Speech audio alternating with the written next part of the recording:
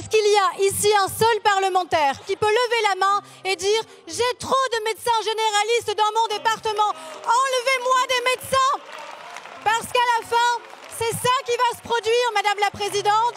C'est un jeu à somme nulle. On va diplômer des médecins, on va les enlever dans des territoires pour espérer les réattribuer dans d'autres.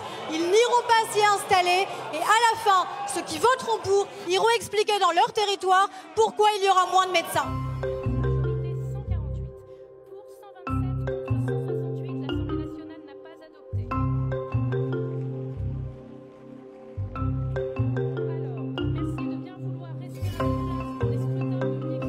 Ce que nous proposons, ce n'est pas d'affecter les médecins ici ou là. J'ai entendu des choses qui étaient parfaitement fausses. Nous disons à nos médecins, n'allez plus vous installer là où les besoins de soins sont déjà pourvus, mais allez vous installer où vous voudrez, ailleurs là où les besoins de santé ne sont pas pourvus, là où vos patients vous attendent. Ça n'est pas de la coercition. Ça n'est pas envoyer des internes dans les territoires sous-dotés. C'est pas cela. Ce que nous disons, c'est là où la densité est suffisante, c'est un départ plaque à plaque. C'est très simple. C'est un médecin qui part à la retraite, c'est un autre qui arrive.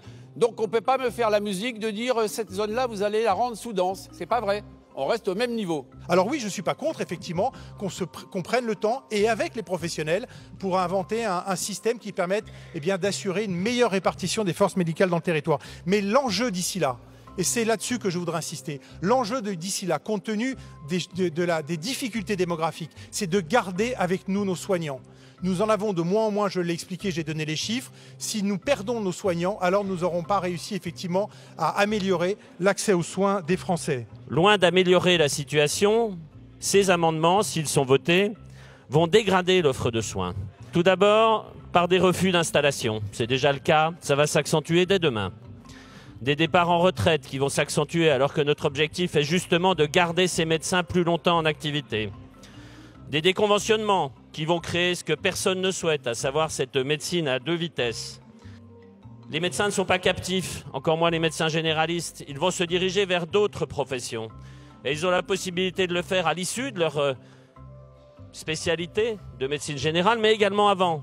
Vous le savez certainement, il y a ce qu'on appelle le droit au remords. Donc des jeunes qui sont déjà inscrits en médecine générale vont s'en aller dès demain pour une autre spécialité. Et puis je ne parle même pas de l'étranger qui fait les yeux doux à nos médecins parce qu'ils sont particulièrement bien formés.